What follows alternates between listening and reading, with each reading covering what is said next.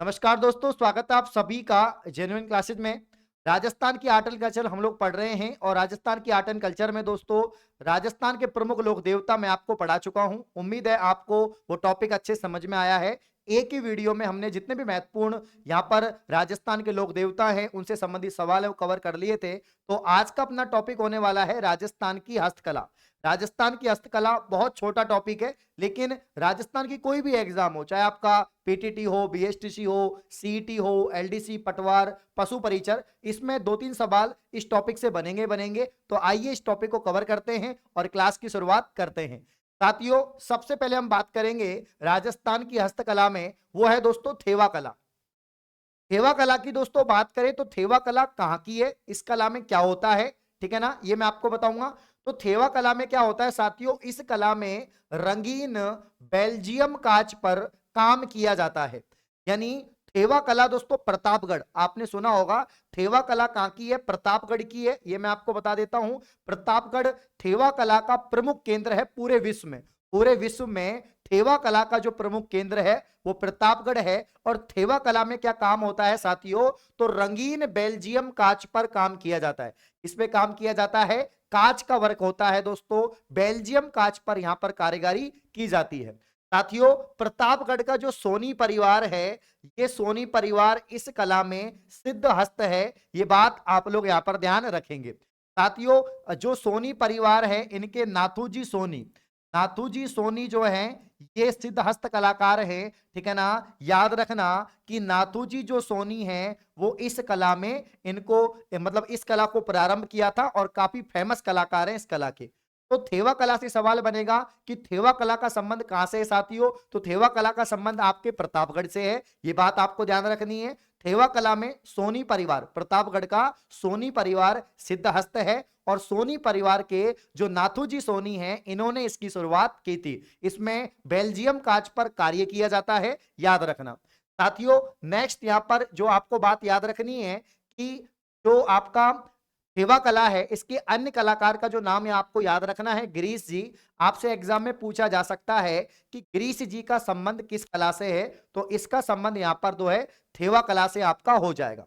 साथियों, अंतरराष्ट्रीय जो पहचान दिलाई थी जस्टिन बकी ने, किसने दोस्तों, थेवा कला को अंतरराष्ट्रीय जो पहचान दिलाई वो जस्टिन बकी ने दिलाई। ये बात आप लोग यहां पर ध्यान रखेंगे। तो वापस से देख लो, थेवा कला प्रतापगढ़ की फेमस है और सोनी परिवार इसमें सिद्ध हस्त है और प्रतापगढ़ इसका प्रमुख केंद्र भी है और नाथूजी सोनी ने इसको स्टार्ट किया था। इसके अलावा रंगीन बेल्जियम कांच पर यहां पर काम किया जाता है और अंतरराष्ट्रीय पहचान जस्टिन बकी के द्वारा, और जो अन्य कलाकार है वो ग्रीस है, नाम याद रखना, ठीक है। चलो टेराकोटा की बात करते हैं। साथियों, टेराकोटा का मतलब होता है कि मिट्टी की यहां पर मूर्तियां बनाई जाती है। टेराकोटा कला में क्या होता है, मिट्टी की मूर्तियां बनाई जाती हैं, खिलौने बनाए जाते हैं, ठीक है। पकी हुई मिट्टी, जो पकी हुई मिट्टी है उसको खिलौनों का आकार दिया जाता है, मूर्तियों का आकार दिया जाता है। और टेराकोटा जो कला है वो साथियों राजसमंद जिले का, राजसमंद जिले में जो मोलेला ग्राम है, जो मोलेला गांव है, इस मोलेला गांव में दोस्तों यहां पर यह काम होता है। तो राजस्थान का मोलेला गांव इस कला के लिए फेमस है, किसके लिए साथियों, टेराकोटा के लिए। आपसे एग्जाम में यही सवाल बनेगा कि टेराकोटा का संबंध किस क्षेत्र से है, तो मोलेला ग्राम मृद भांड, यानी दोस्तों मिट्टी से बने हुए बर्तन, मिट्टी से बने हुए मूर्तियां, मिट्टी से बने हुए दोस्तों आपके यहाँ पर खिलौने, इसके लिए फेमस है। मोहनलाल खुमार जी को दोस्तों पद्मश्री मिला। आपसे एग्जाम में पूछा जाएगा कि मोहनलाल खुमार जी का संबंध किस कला से है, और ऑप्शन में टेराकोटा होगा। तो याद रखना साथियों, मोहनलाल जी खुमार जो हैं इनका संबंध टेराकोटा से आता है। ये बात आप लोग यहां पर ध्यान रखेंगे, ठीक है ना। और यहां पर मोहनलाल खुमार को पद्मश्री मिल चुका है। जालोर का एक गांव है दोस्तों हरजी गांव, और हरजी गांव भी इस कला के लिए दोस्तों यहां पर जाना जाता है, इस बात को ध्यान रखेंगे। तो पकी हुई जो मिट्टी है उससे बर्तन का निर्माण या मूर्तियों का, खिलौनों का निर्माण, मतलब मूर्ति, स्पेशली मूर्ति और खिलौने, इनका निर्माण किया जाता है, ठीक है। मोलेला गांव राजसमंद का है जो इस कला में सिद्ध हस्त है, यहाँ पर प्रसिद्ध है। और मोहनलाल खुमार जी को दोस्तों पद्मश्री मिला है इस कला के अंदर, और जालोर हरजी गांव यहाँ के लिए फेमस है। बात करते हैं साथियों सबसे इंपॉर्टेंट ब्लू पॉटरी, इससे सवाल बनता ही बनता है। ब्लू पॉटरी की बात करें, इसको ईरान या पर्सिया से लेकर आए थे, ठीक है ना। जो आपके यहाँ पर राम सिंह की जब हम बात करते हैं तो वो ईरान और पर्सिया से इसको लेकर आए इस कला को। ब्लू पॉटरी का संबंध दोस्तों आता है अपने जयपुर से। ब्लू पॉटरी, पावरजाई, इसके अलावा मीनाकारी, इसके अलावा दोस्तों बगरू प्रिंट, सांगानेरी प्रिंट, ठीक है ना। आपके और भी बहुत सारी चीजें जिनका संबंध कहां से आता है दोस्तों, आपके जयपुर से आता है। तो इनमें ब्लू पॉटरी काफी फेमस है। ब्लू पॉटरी का मतलब है, ब्लू मतलब दोस्तों नीला रंग, यानी जो नीला रंग है, चीनी मिट्टी के जो बर्तन होते हैं, किसके साथियों, चीनी मिट्टी के। समझने की कोशिश करेंगे, चीनी मिट्टी के जो बर्तन होते हैं, उन चीनी मिट्टी को बर्तन पर नीले रंग से डिजाइन बनाया जाता है। किससे, नीले रंग से डिजाइन बनाया जाता है, और इस कला को ही हम क्या कहते हैं, ब्लू पॉटरी यहां पर कहते हैं। तो चीनी मिट्टी के सफेद बर्तन पर नीले रंग का जो अंकन किया जाता है, चीनी मिट्टी के जो बर्तन बने होते हैं, जो गमले हैं, फूलदान हैं, है ना, जो सजावटी सामान है, ठीक है ना, तो उस पर नीले रंग से दोस्तों यहां पर डिजाइन बनाया जाता है, कलाकृति की जाती है, इसी को ब्लू पॉटरी कहते हैं। ब्लू पॉटरी का प्रमुख केंद्र साथियों जयपुर है, ठीक है ना। प्रमुख कलाकार जो है कृपाल सिंह शेखावत, याद रखना, इनको पद्मश्री यहां पर मिल चुका है इस क्षेत्र में। ब्लू पोट्री में पद्मश्री से नवाजा गया है दोस्तों कृपाल सिंह शेखावत को। आपसे एग्जाम में पूछा जाएगा कि कृपाल सिंह शेखावत का संबंध किस क्षेत्र से है, तो याद रखना ब्लू पोट्री से है। रंगों का प्रयोग यहां पर कृपाल शैली, ठीक है ना। देखो, कृपाल सिंह शेखावत ने जिस रंगों का प्रयोग इस कला में किया था उसे कृपाल शैली यहां पर कहते हैं। अब बात करते हैं दोस्तों मीनाकारी की। सोने या गोल्ड पर रंग चढ़ाने की कला, सोने या गोल्ड पर रंग चढ़ाने की जो कला है उसे हम क्या कहते हैं, उसे दोस्तों मीनाकारी कहते हैं। मीनाकारी का प्रमुख केंद्र भी क्या है दोस्तों, यहां पर जयपुर है। मानसिंह के समय यह कला प्रारंभ हुई थी, और मानसिंह इसको कहां से लाए थे दोस्तों, मानसिंह इस कला को लाहौर से लाए थे। यह एग्जाम में पूछा जाता है कि जो मीनाकारी कला है, इसको जो मानसिंह है वो कहां से लेकर आए, तो मानसिंह इसको दोस्तों लाहौर से लाए थे, लाहौर से लाए थे, मैंने आपको बताया।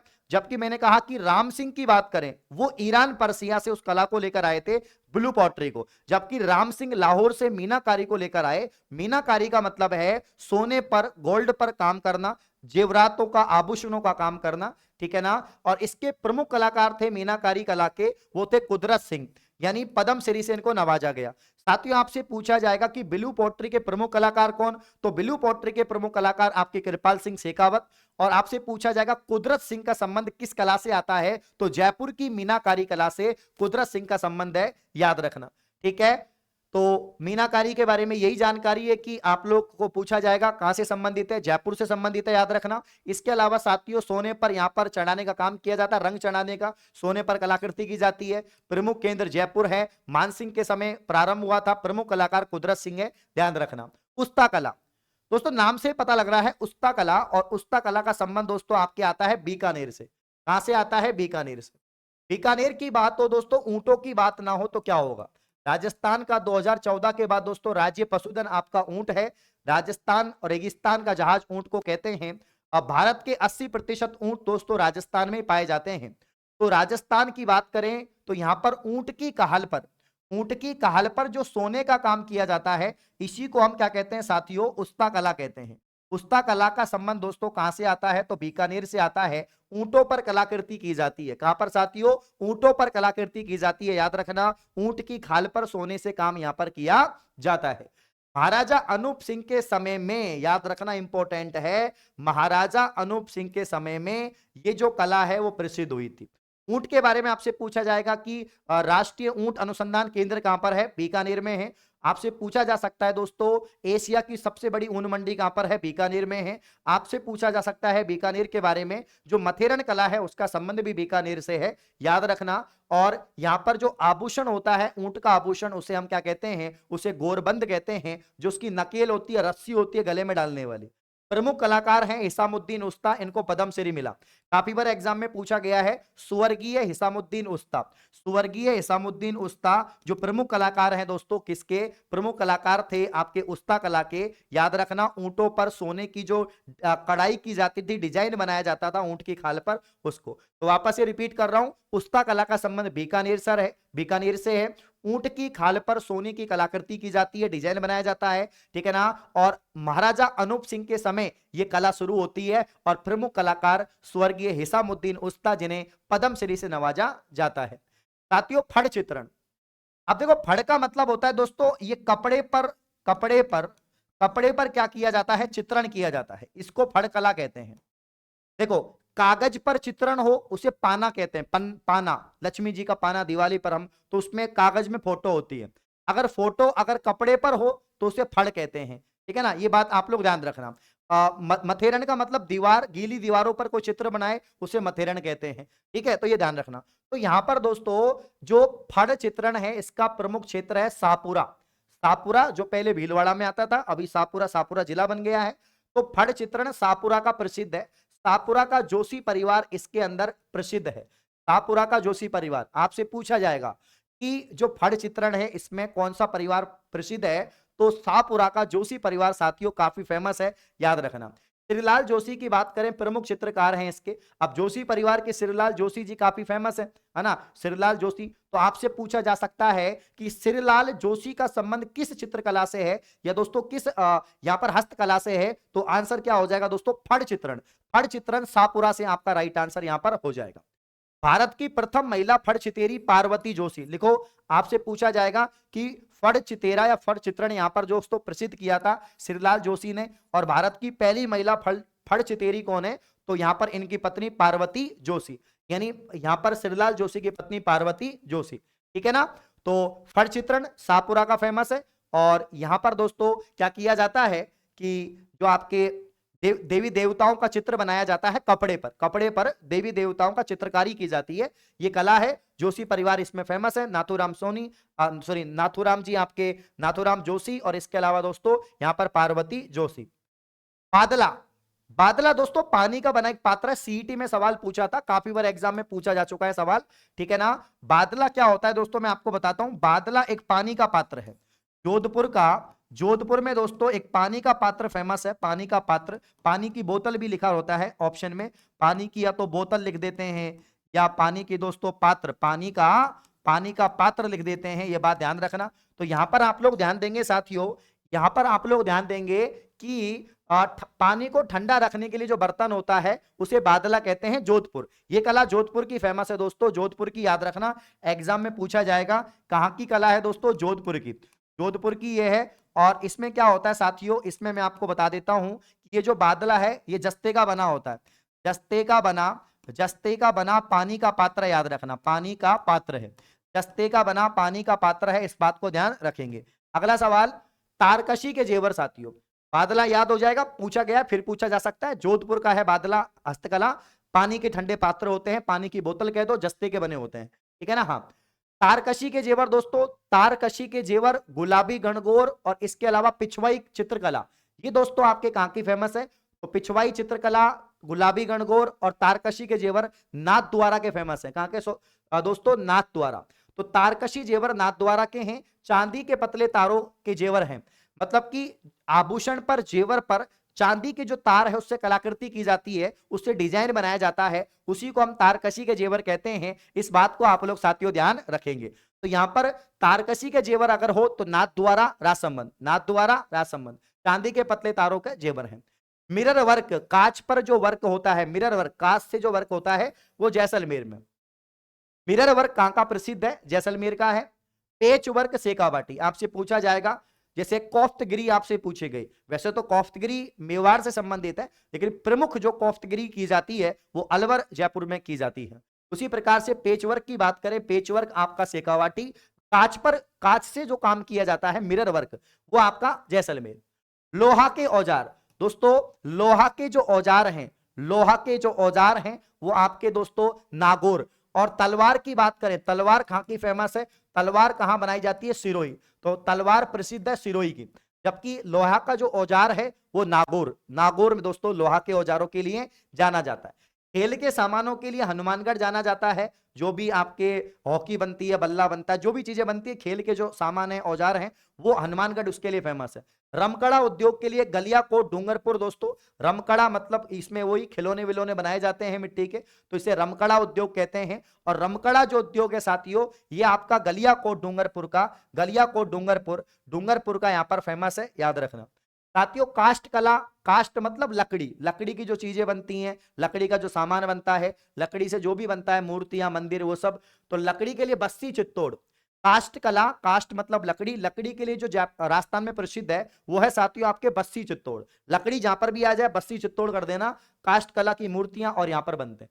पिछवाई कला मैंने कहा नाथ द्वारा, मैंने कहा तारकशी जेवर, गुलाबी गणगौर और पिछवाई चित्रकला, मतलब भगवान कृष्ण का दोस्तों मंदिर होता है और इस मंदिर के पीछे भगवान कृष्ण की मंदिर की बात करें, भगवान कृष्ण की मूर्ति के पीछे, भगवान कृष्ण की जो मूर्ति होती है इस मूर्ति के पीछे एक पर्दा होता है, पर्दा, और इस पर्दे पर भगवान कृष्ण की बाल लीलाओं का चित्रण होता है, बाल लीलाओं का चित्रण होता है, इस बात को ध्यान रखना। तो कृष्ण जी की मूर्ति के पीछे उनकी बाल लीलाओं का चित्रण किया जाता है, इसको पिछवाई चित्रकला शैली कहते हैं। क्या कहते हैं? पिछवाई चित्रकला शैली।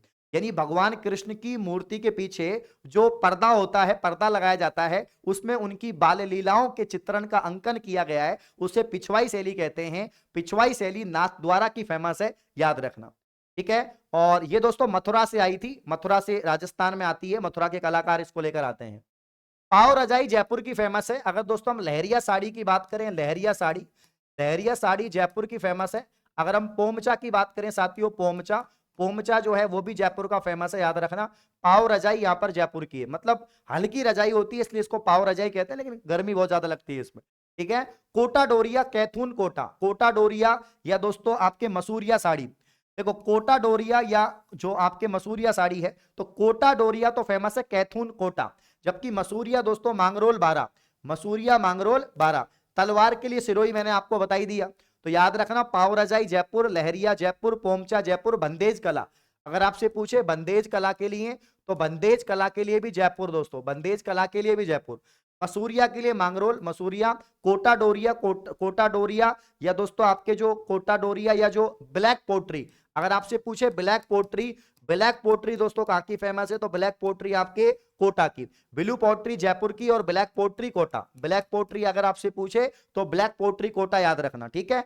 हाँ, कोटा डोरिया कैथून कोटा, मसूरिया साड़ी मांगरोल 12 और तलवार सिरोही। संगमरमर की जो मूर्तियां हैं जयपुर की बड़ी फेमस है, और इसके लिए दोस्तों अर्जुन लाल जो प्रजापत है इसको क्या मिला? पद्मश्री अवार्ड मिला, याद रखना। सोनोना संगमरमर की जो मूर्तियां हैं जयपुर की प्रसिद्ध हैं। वैसे काला संगमरमर अलग है, गुलाबी संगमरमर अलग है, पीला संगमरमर अलग है।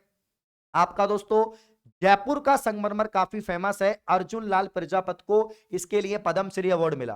कोफ्तगिरी की हम बात कर रहे थे दोस्तों, कोफ्तगिरी आपके जयपुर और अलवर की प्रसिद्ध है। लोहे पर सोने का काम किया जाता है, लोहे पर सोने का जो काम किया जाता है उसे कोफ्तगिरी कला कहते हैं। लोहे की वस्तुओं पर सोने का कार्य, और जयपुर अलवर की कोफ्तगिरी कला काफी फेमस है, याद रखेंगे साथियों। तहनीसा मतलब पीतल पर सोने की कारीगरी। अगर आप पीतल की धातु पर या पीतल पर दोस्तों सोने की कारीगरी कर रहे हैं तो उसे तहनीसा कहते हैं। जेम्स एंड ज्वेलरी के लिए जयपुर फेमस है, याद रखना। जेम्स एंड ज्वेलरी के लिए, जेवरातों के लिए, आभूषणों के लिए जयपुर फेमस है।